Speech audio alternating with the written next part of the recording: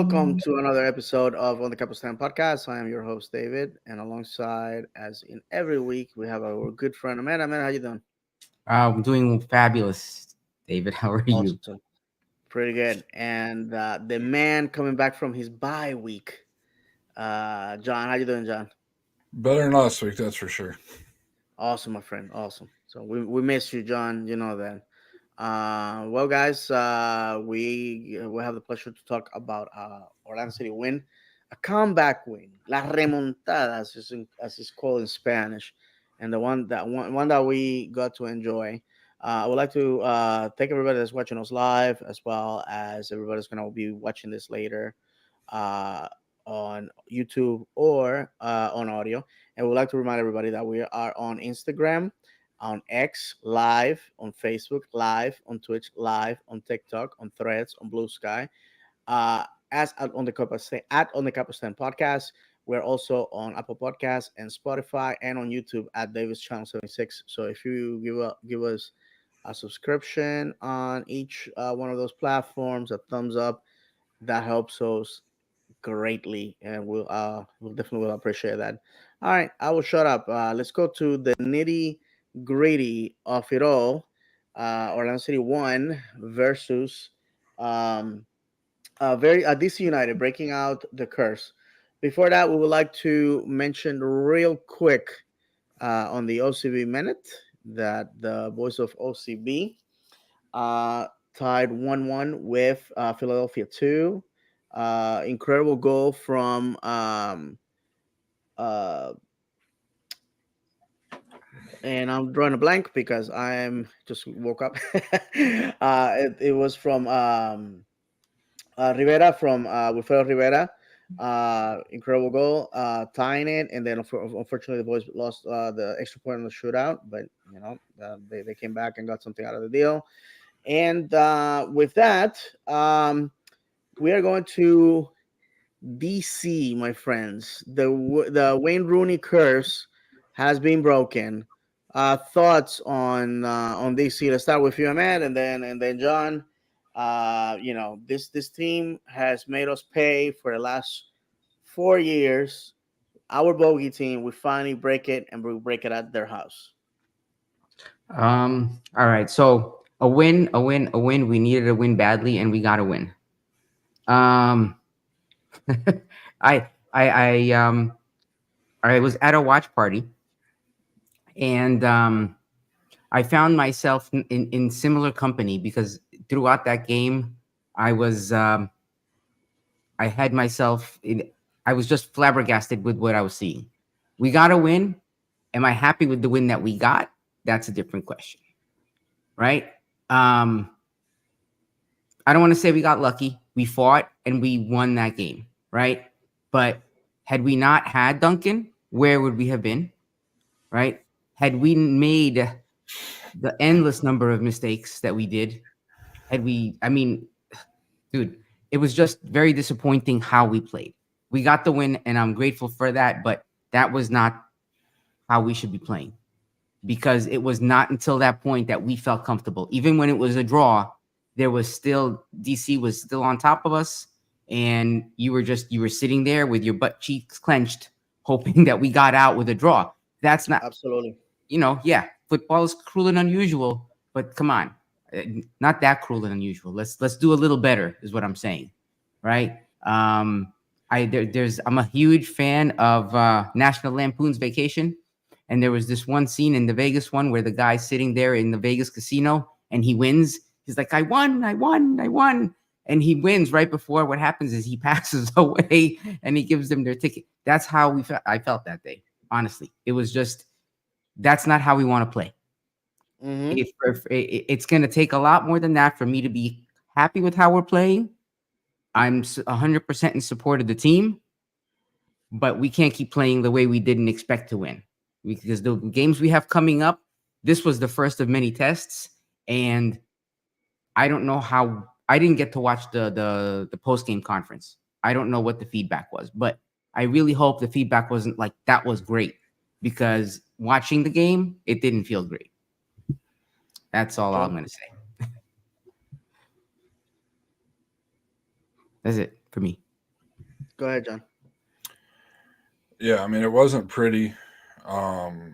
Better, not good, not you know a little better, but coming for where the team has been since the beginning of the season, I was hoping to see more progress offensively because that's all you heard about leading up to the match was how hard the boys had been training and working on new ideas and new things with the offensive front. And honestly, it was just more of the same on Saturday.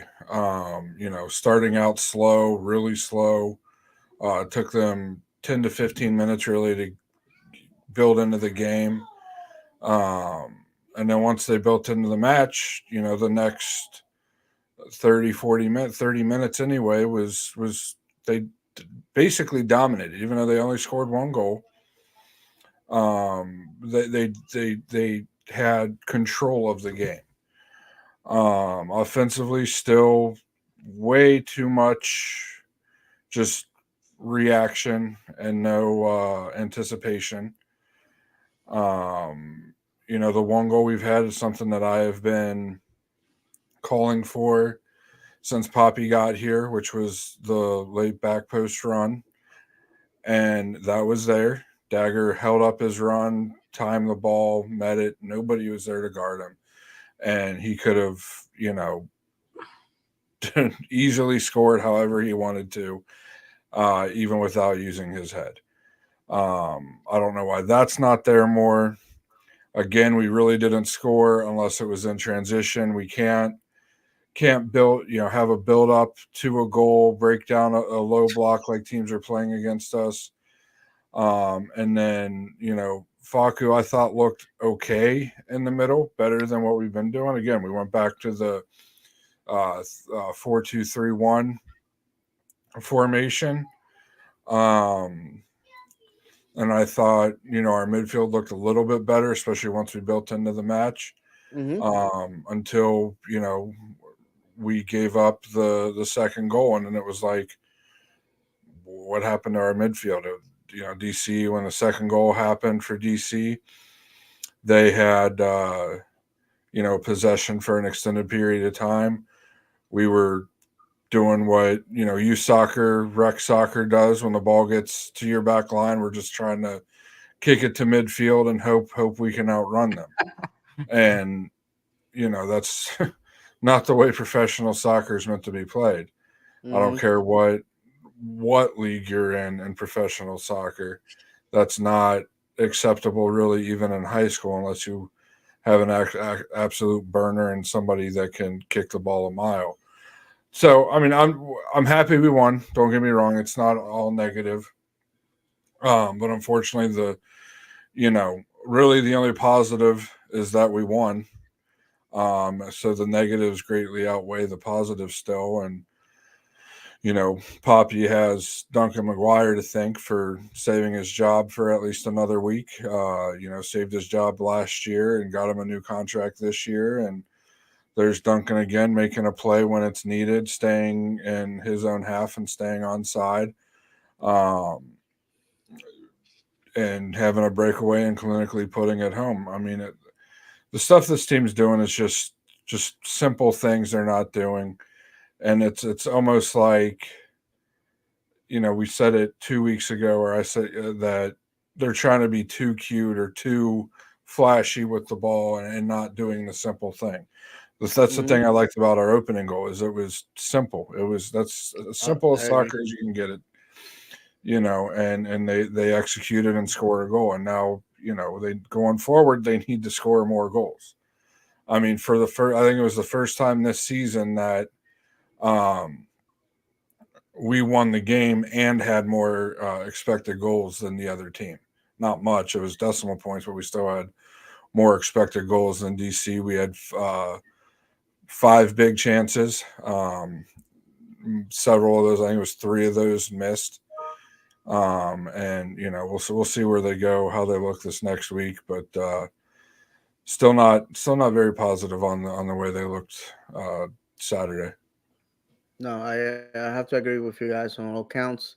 I think the rest, the bye week, did us a lot of good. And we're gonna review the goals here in a minute. My belief is that chasing a game is very difficult. It's very taxing. When you put all the meat on the grill, you are to concede goals. We were very lucky that DC did not put away some of the chances they had, just like they were lucky that we didn't put away some of the chances that we had. The best way to describe the game is two drunk men, old men in a dark room, swinging, and whoever hits first is the winner. And that's exactly what happened, because we truly, truly, if my friends, we caught them with their pants down. This was what Minnesota did to us. We returned the favor. Um, to be honest with you, the first goal, like John said, is just basic football in all its glory. It was our bread and butter in USL.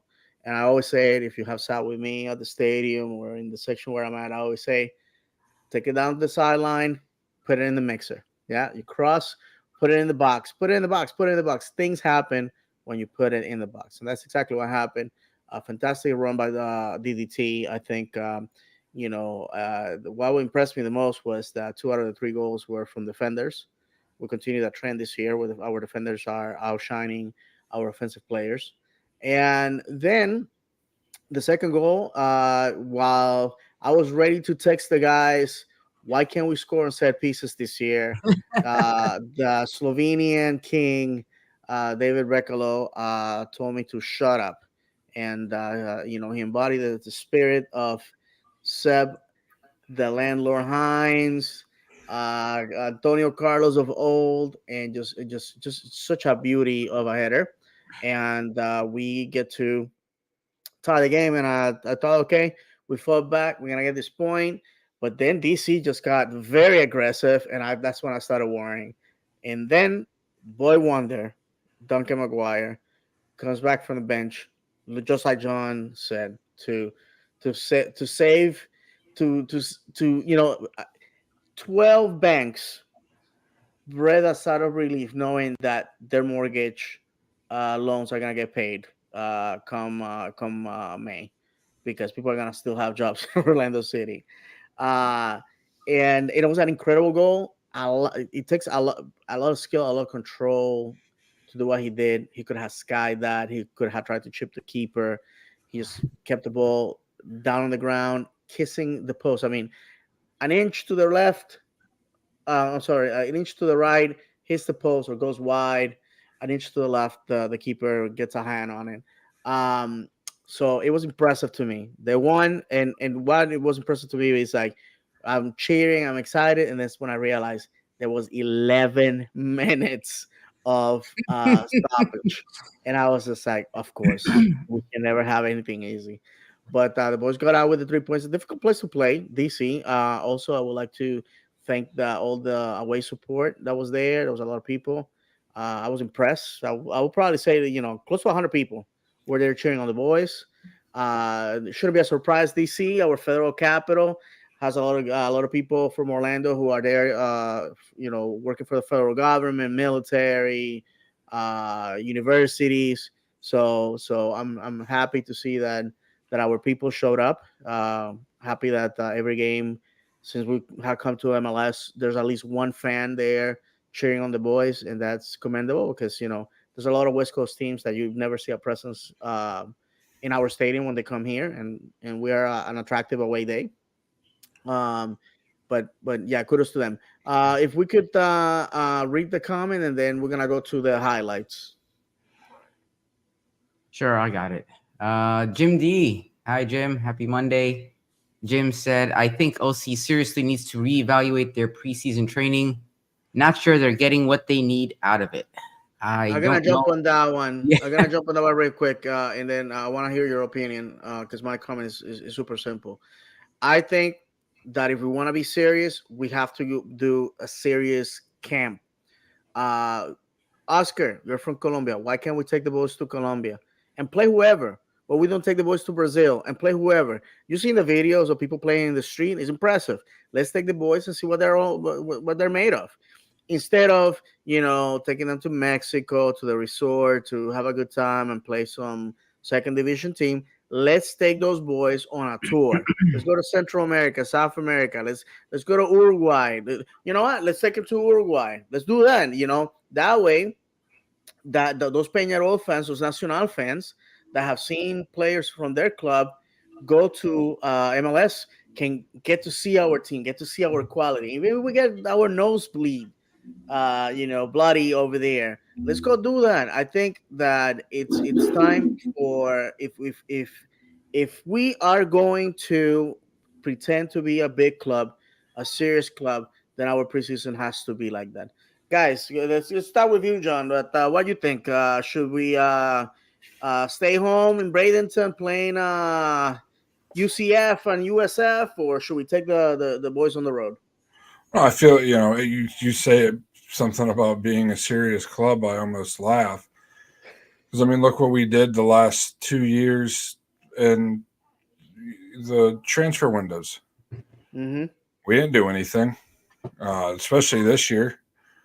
I keep going back to what anybody that knows anything about the team and about the sport said we needed, and we didn't go out and get. Plenty of options out there, and we get a 34-year-old MLS lifer. You're telling me there isn't some young, exciting kid in South or Central America that we could have brought here on a young DP deal instead of a 34-year-old attacking midfielder that's been in the MLS his entire life, and another 30-plus-year-old striker who thinks he's 22 and a winger. I mean, what's the front office doing? As good as they are with their draft picks, they haven't been able to get a true game-changing star of a DP since the guys have been in the front office since Poppy's been Nani, here. we haven't had Nani was here before they got here. Yeah, Nani was here before he got here, and I mean, it's like yes, I think I agree with Jim. I think our preseason, we said it last year, David. I think it was on the old show. What are they doing in preseason that it takes them, 2 or 3 months to gel? It shouldn't. It should be you game one, you're ready to play. Is there going to be some things that happen? Yes, but you shouldn't have to mix your lineup and not know who your starting number 10 is. We're what? Almost 3 months into the or 2 months into the season now, and we still don't know who our starting number 10 is. Yep. Like, what are we doing in preseason? Rondos the entire time because that's all the social media team wants to show.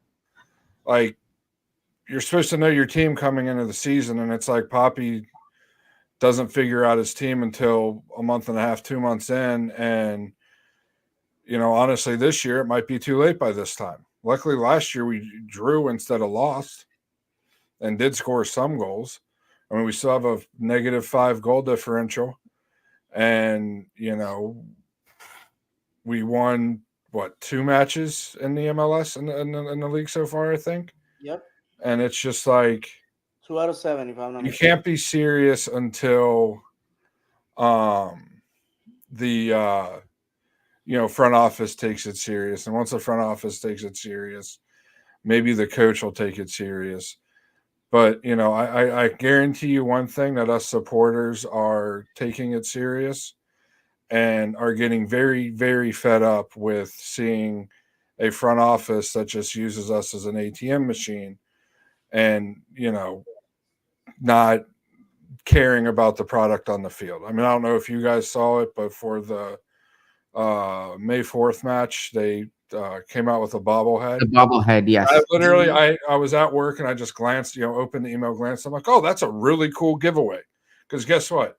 Every Major League Baseball team in the United States does bobblehead giveaways, but what does our club do? They don't care about the fans. Here, $15, you guys have to buy it. Give me a break. So they're not, the coach isn't going to take it serious until the front office starts taking it serious. And it shows on the field. The players have shown up to every single match this season and have not been ready to play. How do you have a full week where you don't play a competitive match as a professional competitor, professional athlete, and you're not ready to play a match. You're not. It takes you 15 minutes. Show up to the match 15 minutes earlier, then maybe you'll actually be awake for the start of the kickoff. Yeah. Ah, yeah, yeah. Oh Ahmed, my what are your gosh. thoughts? You know what? I mean, John kind of covered it all. My thing is outside of all the technical stuff, right? If you didn't know anything, you would say it's the same team. What's wrong? So obviously something different needs to happen in that preseason because the team didn't change. The Mm-hmm. team did not change. So what happened? The off season, really? Well, then something needs to change in that off season. I completely agree because even if you had no clue what the team was doing, what they needed to do, what you do know, the most casual fan knows that it's the same team, Mm-hmm. and they're just sitting there scratching their heads. They're like, it's the same players, not the same result. No, for sure. What I have to tell you before we go into the highlights is simple. I think our complaints are valid. There's a segment of the fan base that believes that they're unwarranted. They have in the I see that both of the guys. I lost both of the guys. I don't know if you guys can still hear me. No, I'm here. Okay, great, great, great. Okay, I don't know on what's my going end, on with my camera. yeah, on my end, both of the cameras went out, so I'm looking at the live feed as well. So, all right, great. So the fact of the matter is that I think our team uh, the expectation was much higher, not only from ourselves, but from the people, the talking heads, the journalists that know more than us, and had higher expectations. And unfortunately, we have not lived to the expectations. And to me, that's the biggest frustration of the whole thing is that our full potential it has not been met, has not been reached, and so it's legitimate complaints that we have because we know what we can do, what we can achieve, and it has not been met, and it's critical that we take 3 points come the game against Philadelphia. I'm sorry, Montreal, because May and June it's our season. We have to take 60% of those points if we want to see the postseason. So, with that said, Ahmed, oh, beautiful, you're back. Yep.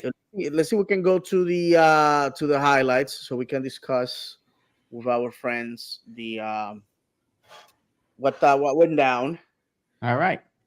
I have it up queued in up the federal capital. for the goal of the game. Um, Okay. do we want to go there, or do you want to start from the top? What do we want to do? Oh, okay. We can start from the very beginning. All right. So here we go with their DC's first goal. Honestly, for me, this is when I got worried. I mean, this is 4 minutes into the game. Yes, for sure. Everybody's thought where I was. They were like, "What is he doing?" And Hmm. it was just this meaning Galese, of course. Yeah, I have my theory on this, but let's go ahead and take a look at it.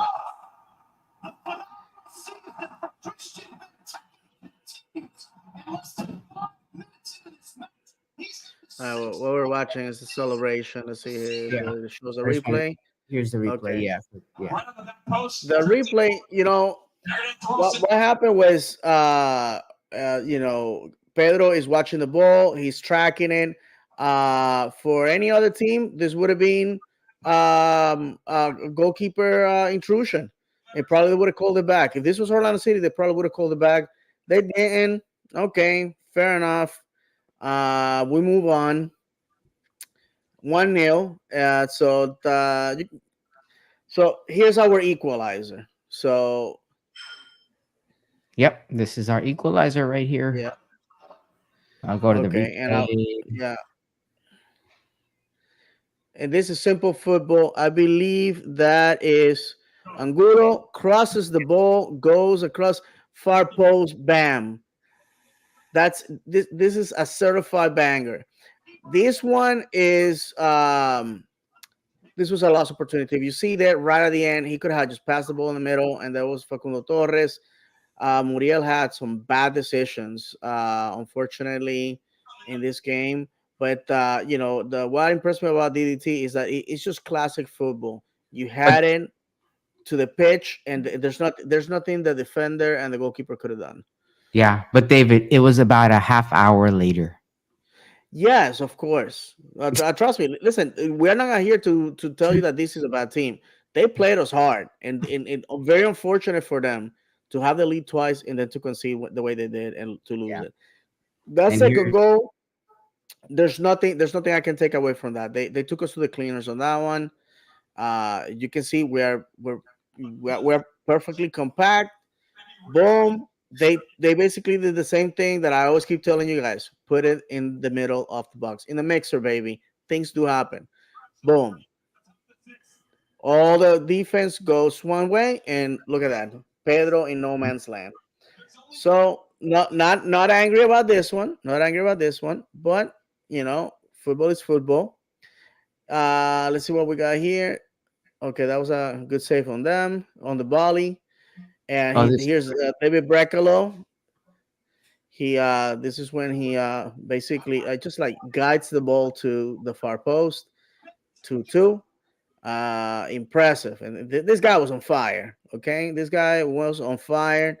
I'm glad that we signed this guy. To me he's definitely a worthy replacement for Antonio Carlos. And look at that, it's just a beauty. The defense just fell asleep. ah, And oh my God, look at that I finesse. mean, that's something that we've Finesse. been missing, since Antonio Carlos lost his spot last Correct. year. And Ahmed, if you could Correct. go to the DC's first goal, I just want to ask you guys a question. Something I saw. Uh, yes. how like people are going to hate on Pedro for going out, but if you look at it, he gets absolutely smothered in the goal box by a DC by a DC player. How that was not a foul for running into Right, Right the right, there. defender in John. the goal box right there. Yep. That's why I was saying You if this see was that any, if this called was more often in professional soccer than almost any other call. Right there. I mean, it's clearly because he's in the going goal box. blind. Because technically he's going blind because he It obviously doesn't, he has David. to It have. doesn't matter. You're in the goal box. The other, if the player was standing there and he ran into him, that's one thing. But the DC player was running towards Gillespie and running towards him. You're supposed to give the goalkeeper space. The goalkeeper Correct. is supposed to have freedom of movement inside the goal box. And Gillespie's trying to make a play on the ball. It's not like he's just kind of moving. He's trying to make a Hmm. play on the ball. And if you look at it from the reverse angle, Gillespie's probably going to get a fingertip on that ball at least if that Hmm. DC player wants to run No, into no, him. for sure. And And and, I and John, to go want to know ahead. what that ref was looking at, why that wasn't sent to VAR for an egregious error, because that, VR in looked my at it. They opinion, said that it was was clearly good. a foul. If it was us scoring that goal, it would have been called back. I'm just saying, it's how it is. But I'm 1,000% with you. They call it a goal. Goal it is. Because the same thing can be said about the Duncan Maguire goal. I spoke with Sergio, our friend Sergio Ruiz, who was on the call, and I watched the game in Spanish, and what happened, what they don't show us on the video, on the TV, on the live, is the initial run, which was completely onside. I mean, this was a masterpiece from Duncan Maguire. And mind you, that if you look at that run, who is the one that creates it? It's Martin Ojeda, who did the same thing with Luis Muriel, who unfortunately made some bad decisions. He could have shot, he didn't, then it was too late. Then he could have passed it. He decided to take his own shot, and the ball obviously was saved at the line. But for DC, this if I were a DC United fan, this is the moment where I get upset. Orlando City already told you what they're trying to do, and they did it. And unfortunately, Orlando City crapped the bed, but they did it again. They did it again with a guy that is not a 34-year-old player that, in my opinion, it needs to get in shape a little bit. I have said it. I think Muriel is at least 10 pounds overweight. My opinion. Please, Colombian friends, forgive me. But Duncan Maguire is at at peak performance, peak performance. And if we can go to the goal, you will see what I'm talking about. This is what has quite possibly have Blackburn Rovers front office writing that check as we see this. After we see this, we're not talking a little bit about Blackburn and the possibility of them coming for Duncan. This was a great chance they had. Pedro was in no man's land. As we look at it again, I mean they're distributing the ball in the box. Boom. There's Ojeda. And look at this. Ah, filthy. Just filth. Criminal. And look at that. Boom. And then there's Duncan with the I'm just that good. I'm the nature boy. I'm boy wonder. I'm holding the alligators down. I got a limousine a mile long with 25 women waiting for me to get them to say woo. That's it. And for those That's that it. might be newer to the sport, the question of was he offside or not, his run Like I happened said, in the Orlando City's own half, and you cannot be offside in your own half. Did he cross and receive the ball in DC's half? Yes, but the ball was already kicked. He had not entered DC's half until after the pass was made. The pass was released, so that's why he was still onside. and we have a correction by our friend Colin on who had the assist. If one of you guys can read that. Yeah, sure. Colin says that was Lodero with the assist to Duncan, also assisted the Breckel goal. Thank you, my friend. Thank you. Appreciate that. Yeah, it was a night. It was a night. And listen, I'm gonna cry over the 3 points because they did not come in the color that I wanted. You know what I'm saying? 3 points is 3 points. I'm gonna take them, and it was impressive. It motivated me. It put a pep in my step this morning. I gotta tell you that, and and it was impressive. Personally, your friend David Valentin likes to win games by scoring and scoring and scoring.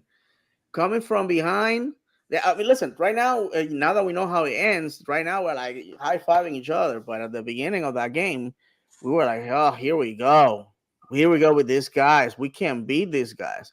But I have to say, I'm impressed. We made some changes. The boys went out to play, and we got the points that we needed.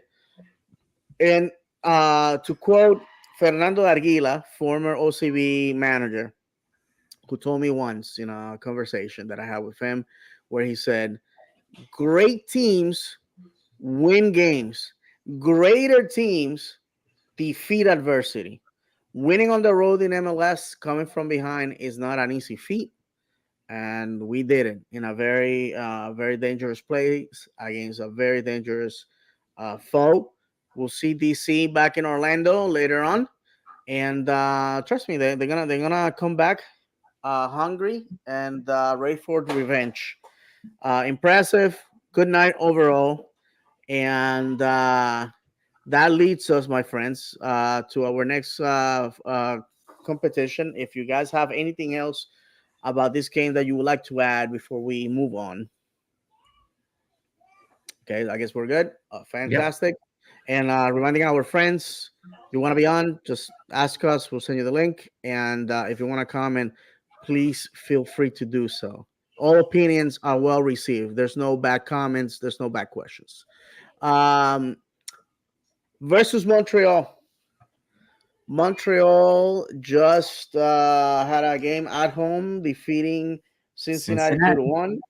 Impressive because Cincinnati, the 2023 Super Shield champion, a team that right now is sitting fifth in the standings. We complain about the fact that we are not meeting expectations. Cincinnati was supposed to be the team this year. Unfortunately, it hasn't. Looks like Red Bulls is making a comeback. Miami, listen, the leagues are propping them up on purpose with that extra game. And whatever. I think that, and I have said it before. May, June are gonna decide who goes to the postseason. The fact that in our league we can't respect the FIFA windows is gonna hurt a lot of teams. Ours is no exception. We're gonna be losing some guys to the Olympics, uh, to Copa America. The league is gonna be losing players to Copa America. It's just, and we have the Farce Cup, Leagues Cup as well, and then the token delegation that we're sending to Open Cup. All that is happening, and so it's gonna be a summer of madness, if you will. Whoever can manage through that turmoil, in my opinion, the 2024 MLS champion is going to be the champion of champions, because we have never had in our league history so much. Turmoil, so much that they complain, oh, we can't go to the Open Cup because of game fixture, too many games. Well, guess what? We're doing this to ourselves.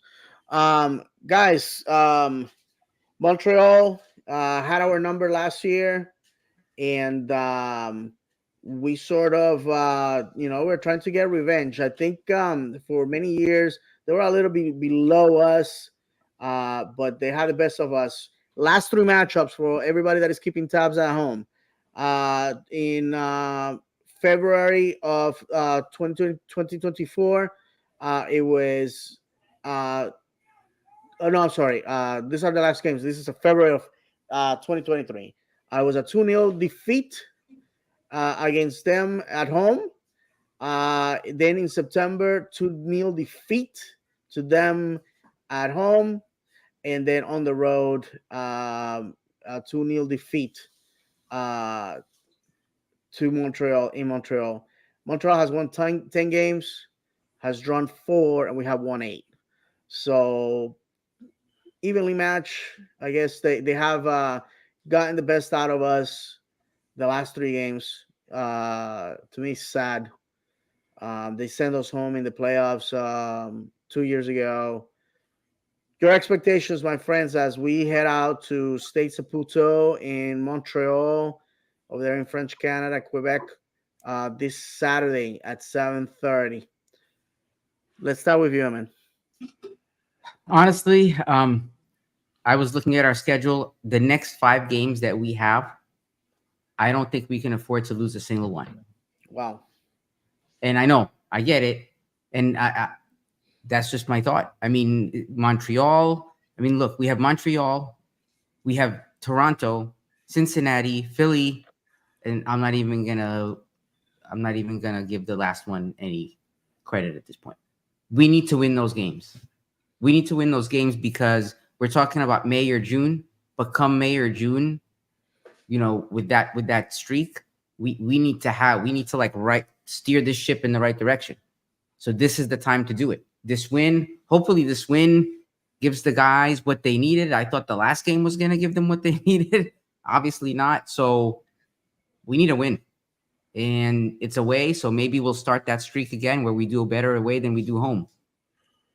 That's all I got, man. Absolutely. Absolutely. But John. we can't discount them, like you said. They just beat Cincinnati. Sure did. Oh, John. Yeah. I mean, it was our first match of the year. We drew them. Very frustrating. 0 goals. Yeah. I felt like that match we were clearly the better team. Now we got to go up north where, it's getting warm here. It's supposed to be in the 90s this whole week, basically, especially the weekend. I'm sure it'll be in the 30s and 40s, if we're lucky, the 50s come kickoff up there. So, I'm still just looking for improvement. I'm looking for guys knowing what their job is out there, guys knowing what position they're playing, and guys looking creative while they know what position they're playing. Um, because this team, we have so much talent on this team for us to have 2 wins through, basically 2 months of playing. And it's like, it just comes down to discipline aspect, if you will. The back post run that I keep calling for, that Dagger scored on. That's basic soccer. We've been talking this entire year about making basic plays and making basic passes. And the really good players make the basic look easy because it's basic, because they practice it all the time. And we made a joke earlier about, or I made a joke about the rondos and everything. And it's like, cool, you nutmegged a guy with 6v1. Now do it 1v1 on the sideline. They can't. So why are we trying to do that in training? Why are we making a big deal of that in training? And it's just, I'm just looking for us to be able to connect more than 3 passes in the first 5 minutes, which we didn't do Saturday. They couldn't do it Saturday. First 5 minutes of the match, I literally, I'm like, we haven't connected 3 passes yet. Not even close to it.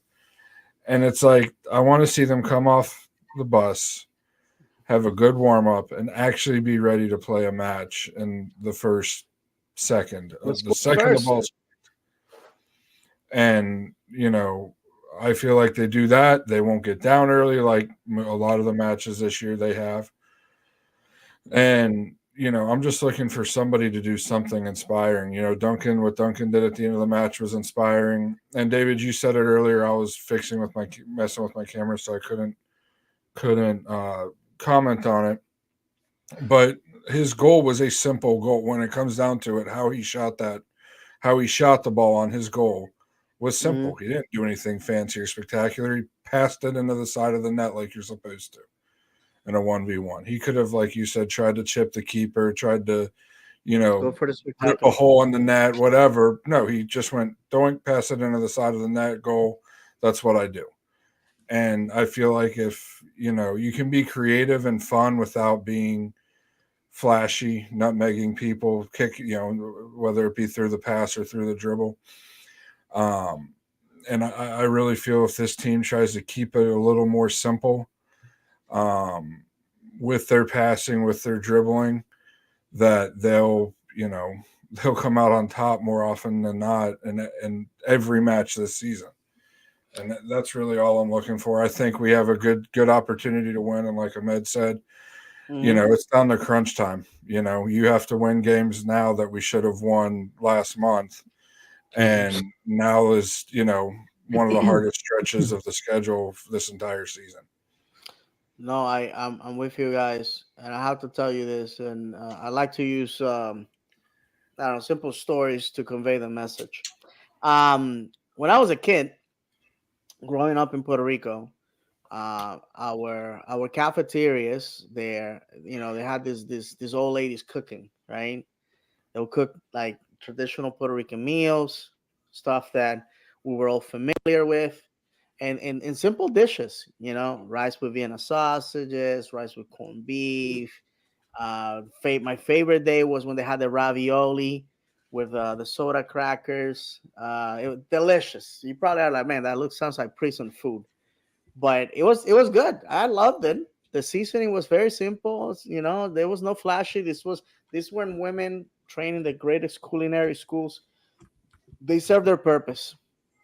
They and if you're a Puerto Rican kid from the 80s and 90s, you remember that the people in your life that you love very much outside of your family was your teacher and the lunchroom ladies. The lunchroom ladies. I'm telling you, man. I think I still think of them very fondly because they just gave me good food to eat. Well, where am I going with this? It's simple, my friends. All we're asking from Oscar Pareja and his staff is to make simple, delicious meals. If they do that, then we accomplish two things. We're full, we're happy, and we're joyful. Let's cook simple football. I'm not asking for us to go to go for the spectacular, the side kicks, the bicycle kicks, the five nails. That's all wonderful, But you know what? If you go out there and put a good effort and entertaining, mind you, there's people here in this fan base that have told me, look, we lost this game, we lost that game. I still had a lot of fun. I was entertained, and that to me says a lot. The football fan is gonna be there regardless of what's on the pitch. The the glory hunter, it's gonna get bored. The ones that is going to the games because it's a place to be seen, an event. Probably not gonna find value, but let's do that. Let's cook, man. Let's cook simple football. Let's prepare that. I'm guarantee you, this fan base who already loves Oscar Pareja, who already loves his staff, who already loves the players, right? Who has an attachment, an emotional and physical attachment. Because in this fan base, when players leave, people feel as if a family member is moving on. This is what we need. We need to just go to the simple and to go to what John was saying. What is it taking place in the postseason that it takes months, weeks for us to execute perfectly? Let's go and play simple football. If we play simple football, the wins are gonna follow. Because, like I said before, to not only you guys, to the fans of my other teams, Maccabi Haifa and Stevenage. I have said, when we're in discussion groups, in podcasts, and things like that, I tell them the same things I'm telling you here. It is very simple. If we win one game, then we can win another, and then another, and then another, because just like losing, winning is contagious. And I personally feel that we are in a place that is unjustified. But to quote that incredible poet, Randy Macho Man Savage, the cream always races to the top. Ahmed, if you don't mind reading those two comments that are waiting for us. Yeah, absolutely. Mark Rodriguez is joining us. He says, greetings, my friend. Just logging in now to catch up with the podcast. Thank you, Vamos. Mark. Cool. Awesome. And David, to like Yeah, continue on brother. the simplicity thing. Yes, man. I don't know if you guys caught it, but I believe it was Crystal Palace was playing Liverpool this past weekend, Correct. and Crystal Palace had this build-up that led to as close as to a tap-in goal as you can get, and the cameras caught Liverpool's coach Jurgen Klopp going, "Wow!" Like literally, you see him go, "Wow!" after Crystal Palace scored, and that's because what they did. It was beautiful, but it was just simple little passes, simple little Mm-hmm. runs, simple little movements, players knowing what they're supposed to be doing. That led to a very simple goal that in turn was one of the most beautiful goals I've seen this year. And that's all you need to do. That's what's so wonderful about this sport is sometimes the most simple things are the most poetic. And that's all we're asking for. That's all me and David have been asking for. And now I think Ahmed, you've been with us a year or right, at least right Yeah. around there. That's all we've been asking for a year is beautiful soccer, exciting soccer. And that is simple soccer. You can be very simple and still be exciting and still be fun to watch. And it's like, it there's only so many things you can say about guys doing nutmegs. I know everybody can tell that as much as this team nutmegs, they should be able to make eggnog or something, whatever takes a nutmeg in. I don't know, but they try it. Maybe we should change our nickname to the Orlando City Nutcrackers since we try to nutmeg people so much. It's just Oh, it's John. so annoying to see. No, I hear you, brother. And I'm gonna go further than that. Listen, um, seasons is not. We always say, you don't win trophies in February. You don't. It's not how you start; it's how you finish. And I have to tell you, on a personal moment, you know, my other teams had a lot of promise. the beginning of the season. Stevenage unfortunately fell short. They're not making the playoffs to the championship. It would have been awesome to have back-to-back promotions. It wasn't meant to be.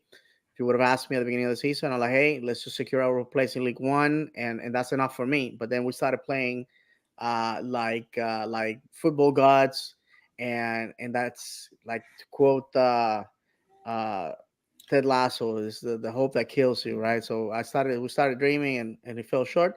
But there's always next year. And it looks like for looks of it, looks like Maccabi Haifa is going to fall short of going for a fourth championship in a row, and it got to the point where they got desperate. They asked the former manager to see if he wanted to come back, and he told them no.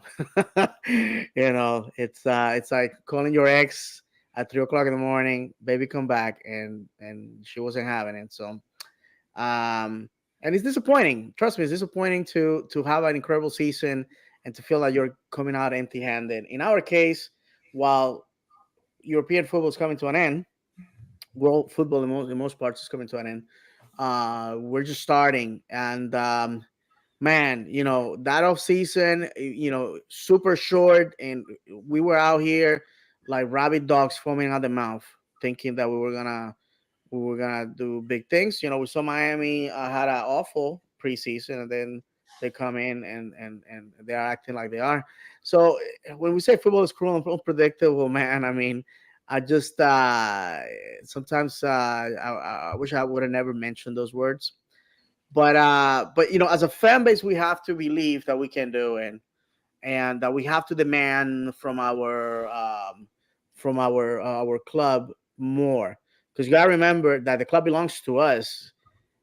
Without the 25,500 people that join each other on game day and the thousands watching at home, you got nothing. Oscar Pareja and Mark Wilf and all those guys, they're stewards of the club. We stop going to the games, we stop buying merch, we stop buying tickets, the club dies, moves on, whatever. If nothing happens, you got to remember that is your club, and you want to win, and you want to have a good time, and it's perfectly okay to be demanding.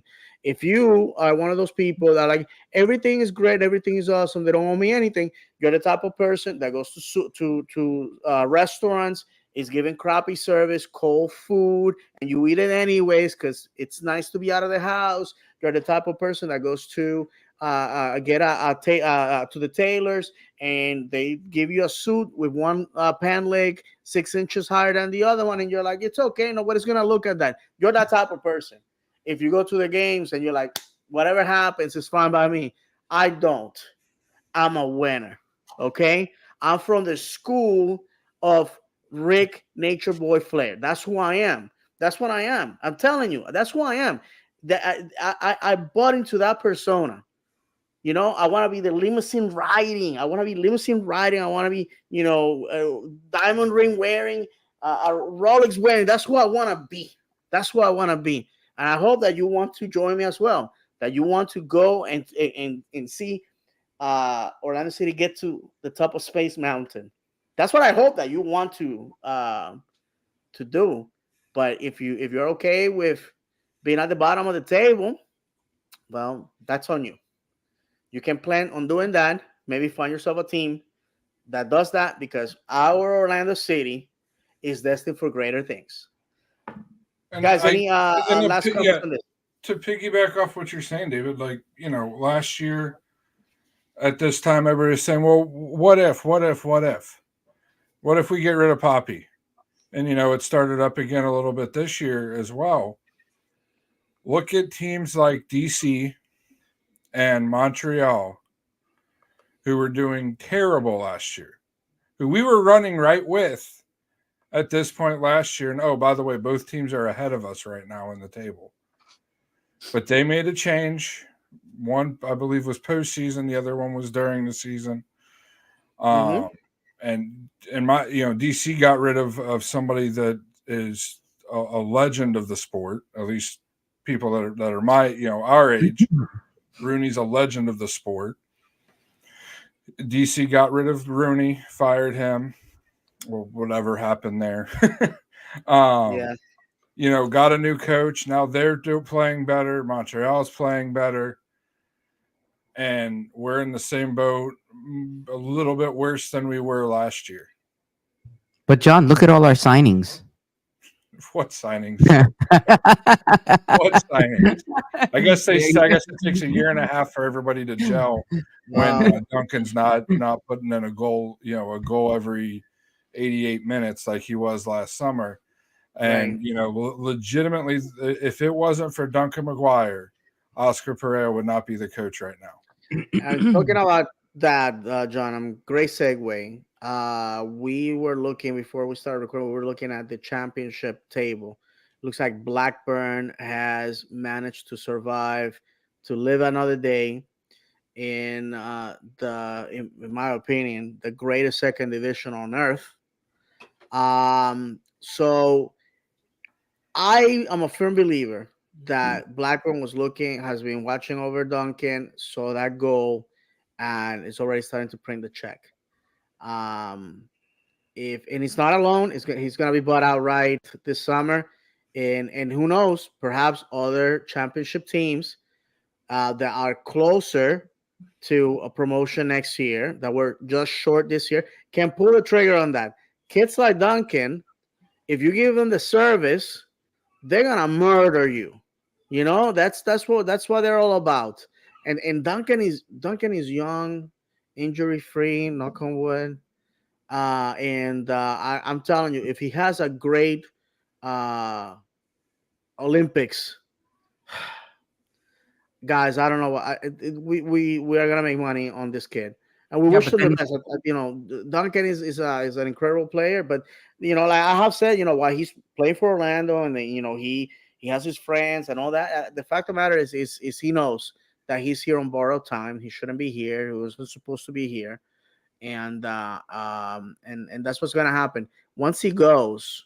The question that John has said on this show many times is, where are those goals are gonna come from? And before I give the microphone to the guys, um, I have to say, and I have said it on the show before, that goal scorers, DPS have to be goal scorers, starters, and game changers. And for the last 5 years, we have not gone the DPs right? Usually one of our DPs is a bust, one of our DPs is on the bench, and one of our DPs they go through scoring droughts. And this year, our DPs have not scored. Our DPs have not scored goals. All the goals are coming from Duncan Boy Wonder McGuire. Literally, Orlando City runs on Duncan. Otherwise, we'll be on the side of the road. And defenders. Defenders are the guys scoring the goals. And while that's fantastic because there are unexpected goals, it's like the sprinkles on top of your ice cream. But the guys that get paid the money to score goals are not doing that. Luis Muriel should be upset about himself. He should be the first one in practice, the last one in practice, and he should be in the weight room watching film, doing whatever he has to do in order to get to the expectation. He's the player that is getting paid the most in our team. he's You actually got the one name that got everybody in the MLS, the preseason shows, talking about our team. That we were a second, supporter shield contenders and all of that stuff. As soon as we signed him, that's what it was. Sorry to interrupt and you, I but got news for you. The 90-degree weather, the 100% humidity starts in 2 weeks. yeah, it's just And David was talking about the scores. We have 5 scores this year. We have Duncan McGuire with 3, Dagger Dan, David Recolo, Jacqueline, and Nicholas Ladero all have 1. You forgot the Jacqueline goal. Um, mhm. Oh Against yes. was it Mhm. Austin, I believe. Um, Uh, yes, and that own goal against Red Bulls, it was initiated by that back heel. I counted yeah. as a goal for him. But He officially, initiated it. he only has So Yeah, yeah. that's our scores. We have 2 defenders that have just as much, more goals than all of our DPs. And we have a comment from Mark. Our friend Mark says, and still our DP strikers can strike. Yeah, I What know. the Kind of actual? sounds like it might be a system thing, guys. What do you think? I mean, I we don't know. had Kara who came here, was putting goals in left and right in Austria. All of a sudden, he struggles to find the back of the net. We have Muriel, It's the who's system, my friend. It's the system. been playing top level soccer for the better part of 15 years, I believe. And all he comes here now. He was uh, riding the bench in Serie A, but He was in the World Cup. I mean, the pedigree was impressive with Muriel. yeah, I mean, and and he comes here, and all of a sudden he can't find a goal, and we have him playing as a number 10 and or a false nine, whatever you want to call it, in the 4-4-2 mhm. formation. And it's like everybody that was hating on Kara, when to me, the expectations for Muriel should be tenfold what they were for Kara. Because Kara came to us at what, 24, 25 years old? From the Second division in Austrian Austrian, Austria. Bundesliga. from the Yeah, Austrian division. Yeah. Austrian first division, yeah. With, very little to his name. No offense to Kara, but, it's factual. And then you have Muriel, who's pretty decorated, played in, Copa Americas, World Cups, uh, first division in Europe, starter at first division in Europe, and then he comes here. He's played just about every MLS match we've had and hasn't been able to score a goal. And had a 1v1 against the keeper and decided to try to be cute with it and sneak in a curler to the back post instead of just putting one simply into the net. I know that makes it sound a lot easier than it is. Of But course, for yeah, yeah. somebody Come on, like him, it should be.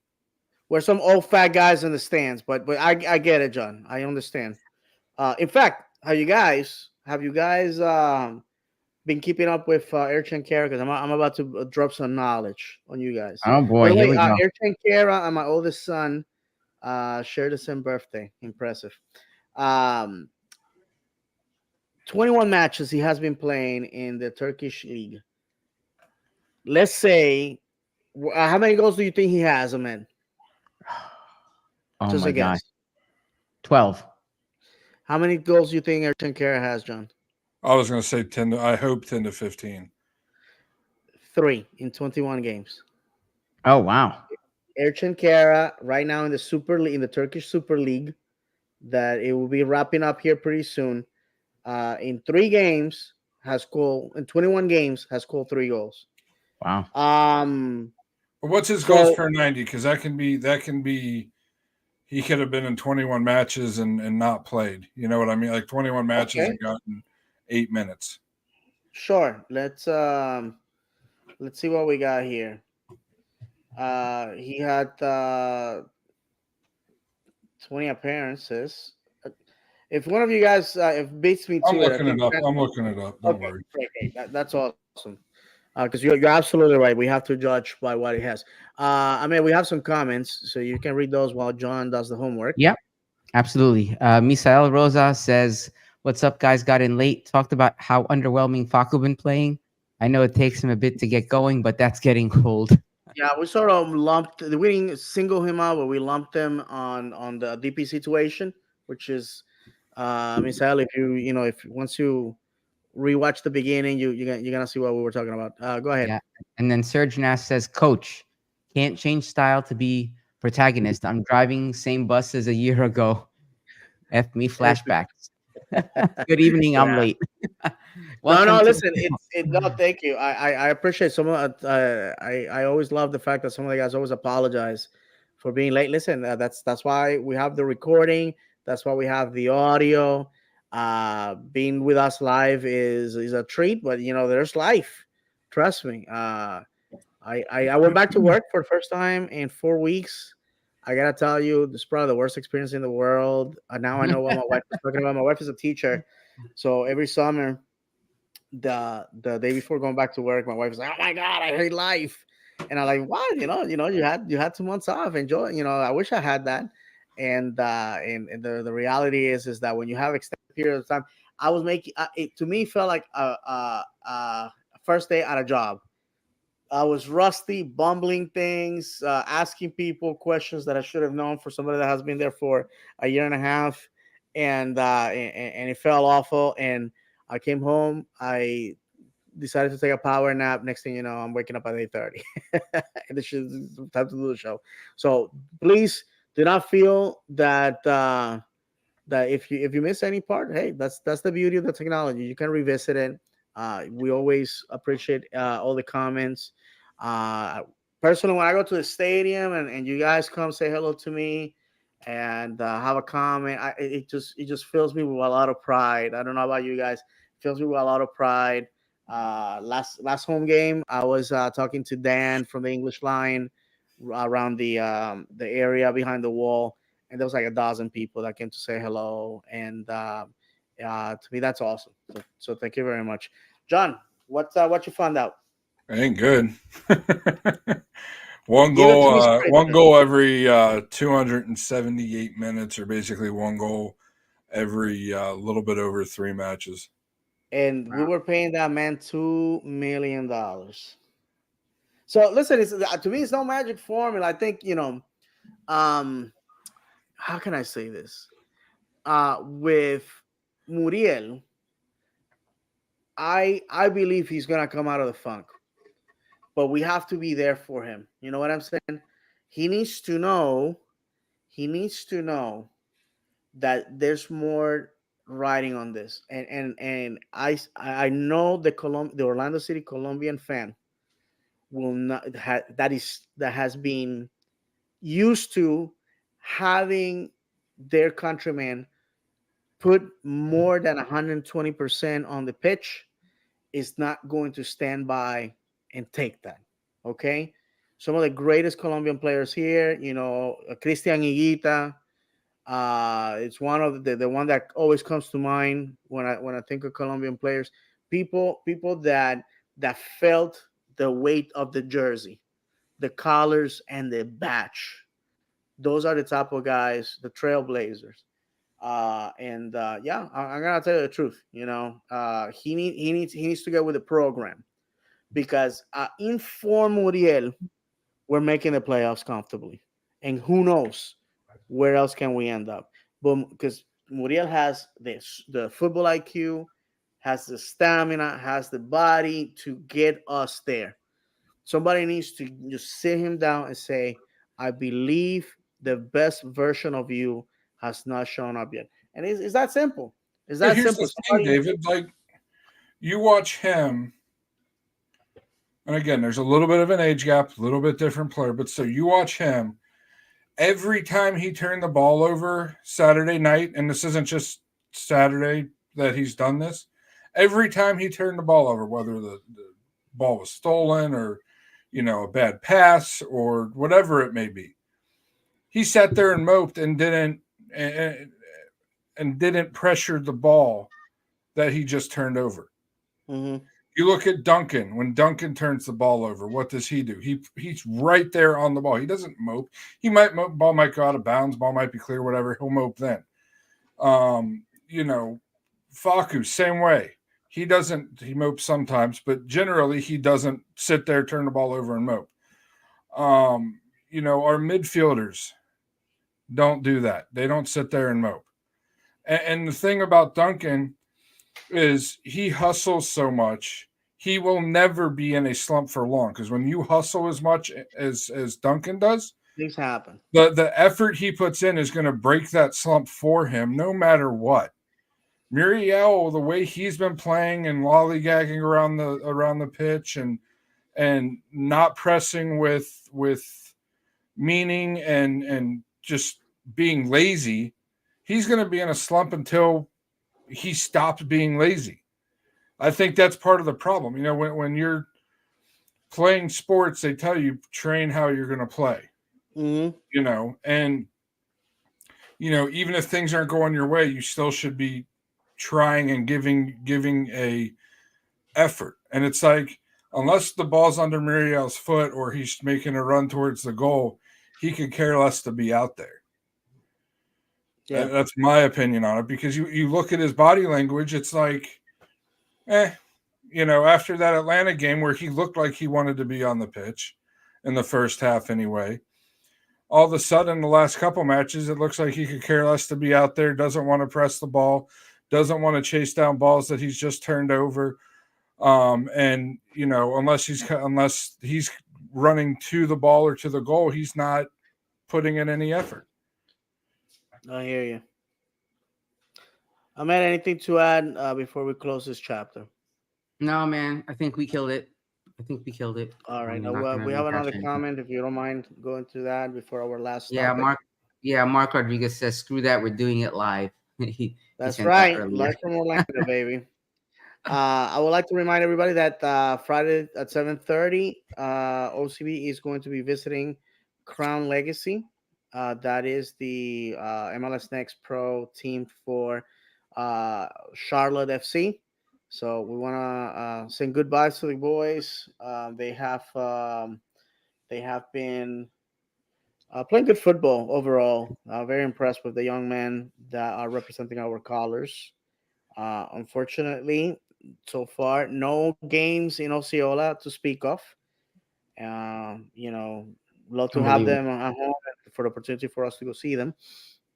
And with that said, we would like to congratulate the Columbus Crew at being the only MLS club to make it to the semifinals of the CONCACAF Champions Cup. They're going to be facing Rayados in order to make it to the final. On the other side of the bracket is going to be Pachuca and Club America, which, these three Mexican teams are no pushovers. Columbus beat Tigres, something that we couldn't do, and they beat them decisively in Monterrey. So um, like I said, at this point, we take our Orlando City hat. They are representing our league. We wish them the best. Um, I think Columbus is our rival. Our rivalry is never been tainted by anything other than the fervor of competition. They're a city that MLS felt that they don't deserve a team. I am telling you the truth. Had Miami would have had their stuff together before we could mount a, uh, a, a, a a proposal, I don't think we would have been in the league because they cut the legs of San Antonio, which I thought was going to be a fantastic MLS city, in favor of Austin. That didn't work out. Sacramento had the injustice and the humiliation of being granted an MLS expansion, then had that taken away from them. So, Don Garber, the rat, the snake that he is, that has done nothing for the sport and nothing for the league and nothing for the game in our country, he's going to continue doing what he's done. And, and to me, I view them with envy too, because in the last 4 years, they have lifted the trophy twice, the MLS Cup. They have won the Open Cup. They have the Super Shield and all that. And this may be the second team that may go the distance. And mind you, they're doing that without sacrificing their positioning in the league. So that is something to be very proud of for that fan base, and something that I hope that we can aspire to here. Now, Columbus is making all this happen without four aging Barcelona stars. And if it wasn't for your friend David Valentin telling you that this was happening, you probably would have never heard of if you were to judge the league's media. Why You is know, that, David?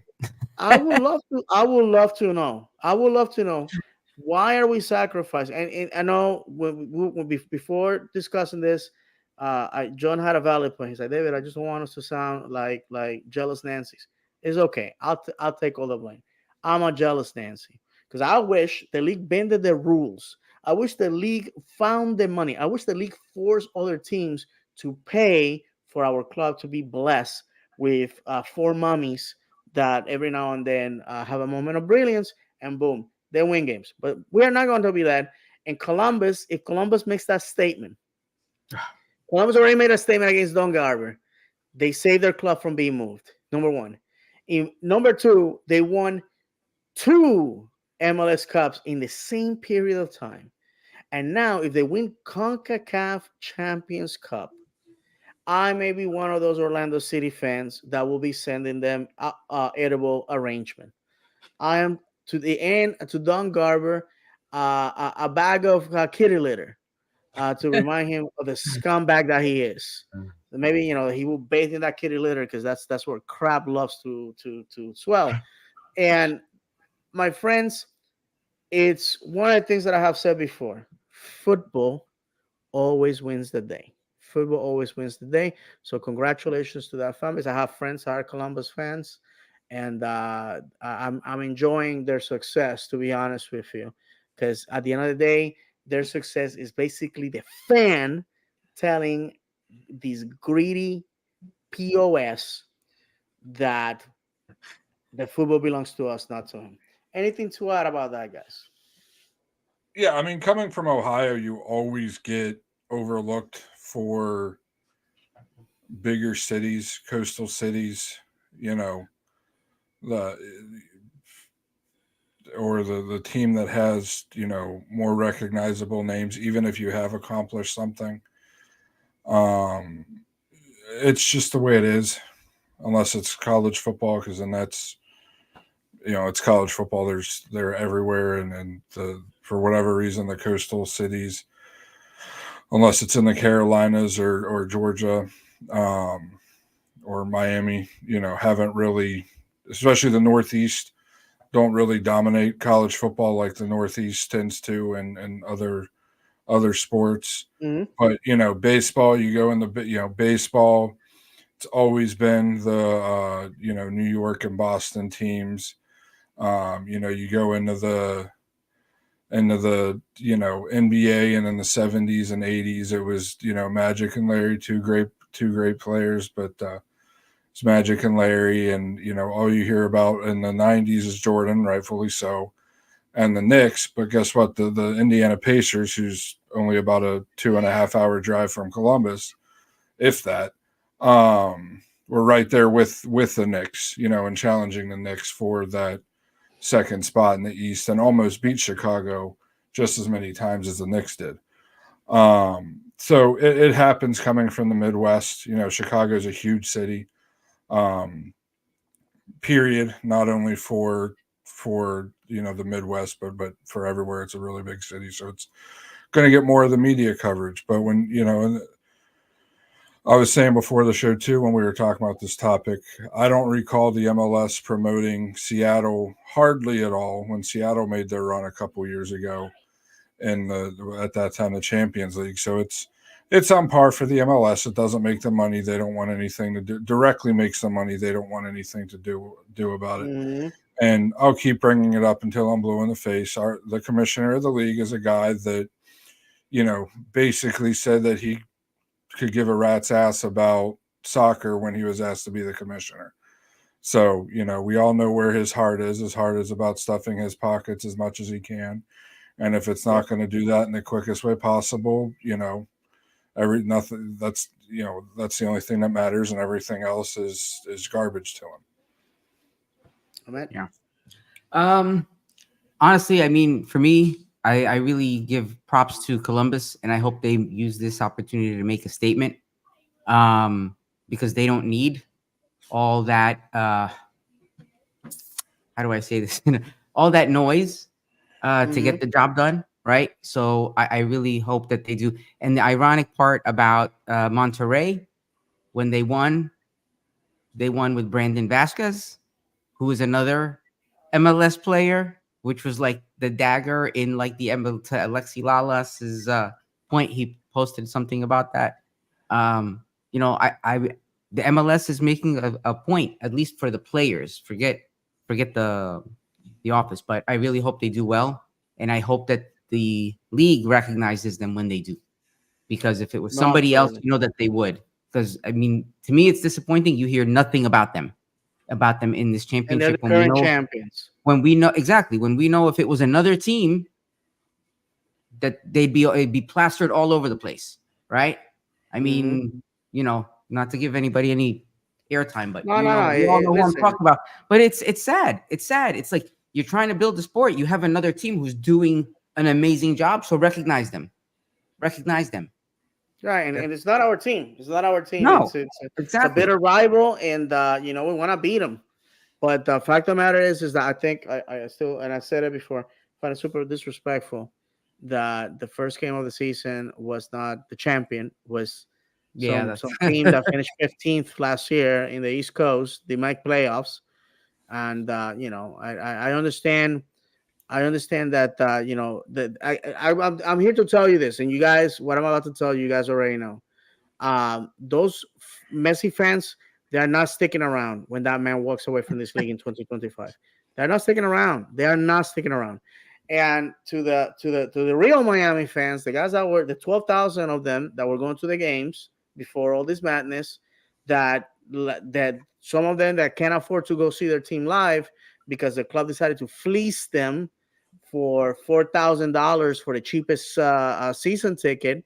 That's an outrage. Imagine paying 8 grand for 2 seats in the nosebleeds because that's all you can afford. That's obscene. But at least if we lose or win in Orlando, we do it with nobodies and we do it together. And that's one of the things I want to remind all of you. When we win and when we lose, you are not alone. You are not alone. The supporter next to you or across social media is there with you. One of the things, the beauty of being a supporter of a club is in moments of extreme happiness and extreme sadness, you don't have to tell that person how you felt. Just by mentioning, look at the body language the other person is going to show, and you already know that the feeling is mutual. So, guys, we come to an end to another game, another episode of the show. Next week, hopefully, we'll be talking about a win over Montreal. I'm not gonna be in the next episode. If it happens to fall on the first night of Passover, and I'll be at synagogue with my family for our yearly Seder. So I want to, for all our Jewish audience, Hak Pesach Sameach. I hope that is a meaningful time with family. I hope that all that unleavened food doesn't clog your intestines and that that once it's over, at least in my household, we celebrate by ordering pizza and getting beer. So hope it's a meaningful time for you guys. So with that said, guys, any last comments before we say goodbye? And I believe we have some comments as well. Yeah, I have just one thing to add. If you just a reminder, if you are a season ticket holder, and if you have not already done so, this Wednesday morning at 10 a.m. is your cutoff to opt out of the future Leagues Cup tickets. So you have the first stages included in your season tickets, but the knockout stages are not, and you will be charged for them if Orlando does make it past those stages. And as stated here, for a multitude of reasons, we are not supporting that. So your last chance to opt out is before Wednesday at 10 a.m. Beautiful, John. Yeah, and I mean, like Ahmed was saying, we're not doing Leagues Cup. We said it last year, and we're doubling down this year. We know it's just a money grab tournament for the league. They can't take the week here, week there off to let the better players for each team play in the for their national teams without hurting that team. And instead they play and it harms the team that has solid players playing for national teams all over the world. We're not, the league doesn't take a break for that, but we can take a break and completely stop the season for an entire month plus to For a farce. for this money grab tournament that we all know who's going to win it. I mean, we know going in who's going to win it, Right. whether Come on, John. You don't know who's gonna win it. so.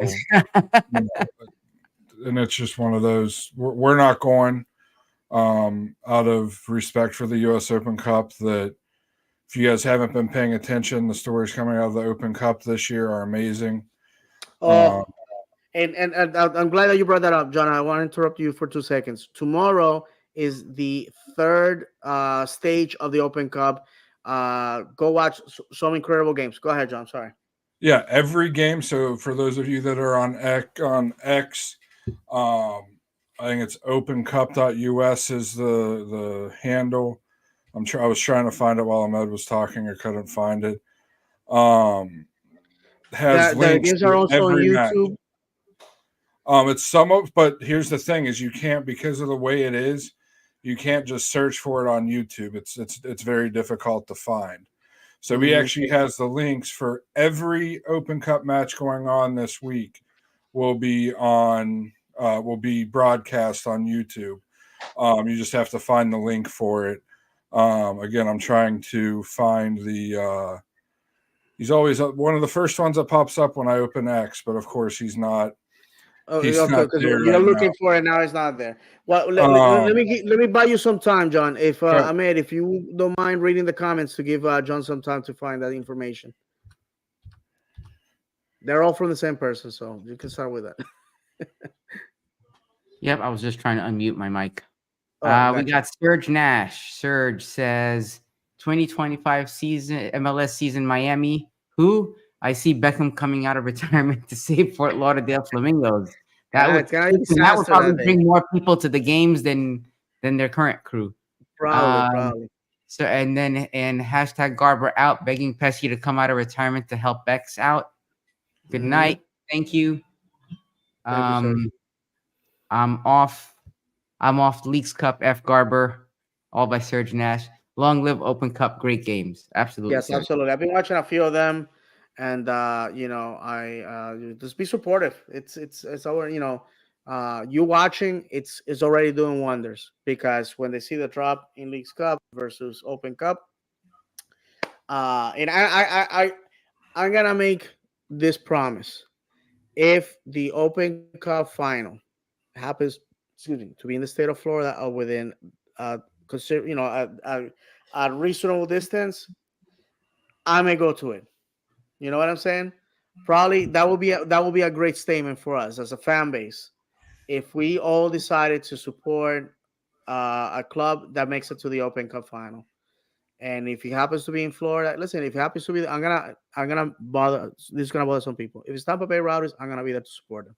Okay, because it's the principle of the trophy and the federation and the sport in our country. We have to stand behind them. And a lot of people are saying, well, maybe next year. Well, maybe next year we'll be back, and our boycott was all about nothing. But I want to be in the right side of history. I want to be in the right side of history when it's all said and done. So, guys, thank you very much. I For found the page now, Bye, brother. Jay. It's just at US Open Cup on X, and they have a website, just thecup.us. If you don't have X, thecup.us has all of his articles and stuff in there. This person, I believe it's one individual, has been doing it since 2003, isn't affiliated with US soccer whatsoever. Just does it because they enjoy the Love of the sport game. and the authenticity of it. And just for those, I love the his background picture, what he has from Bethlehem Steel Company, from back in, it looks like the 1915-1960 season, is what he has as his background here. So this is his page. And yeah, I mean, I love this picture right here. There we go. Just a cool picture. And he'll have links on X as well as I'm pretty sure they'll be on that the cup.us website. Throw his You handle, John. So for the people on in audio, if his know, handle. it's US. It's just at US Open Cup. That's Okay, literally at US beautiful. Open Cup. It doesn't have a blue check mark or anything. And the bio will say since 2003, only outlet that gives full coverage of the Lamar Hmm. Hunt U.S. Open Cup, is the opening of the bio. So I started following this individual. I believe it was 2 years ago because I saw him post something about Orlando City and looked into him. So really, really informative. A lot of historical stuff. Gives nightly rundowns of the scores. And my favorite team right now, because I'm fat, for the Open Cup is Burrito Brava. It's a burrito. It's a burrito store, burrito restaurant out of San Francisco that has a soccer club, and they've won Yeah, they uh, beat the odds. 2 matches against. One was I think both were MLS. One was MLS Next Pro, and I forget the other one, but they were both Yeah, yeah. professional soccer teams. It was USL League One. So Yeah, they're doing the Lord's work. All right, guys.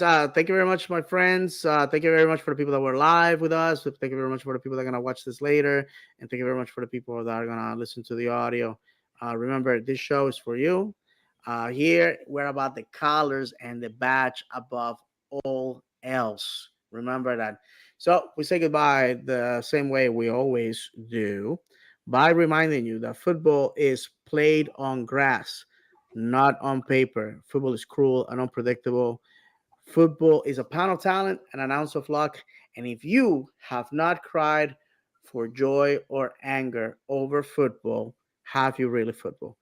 From myself, Ahmed and John, may God bless you. And as always, vamos, Orlando!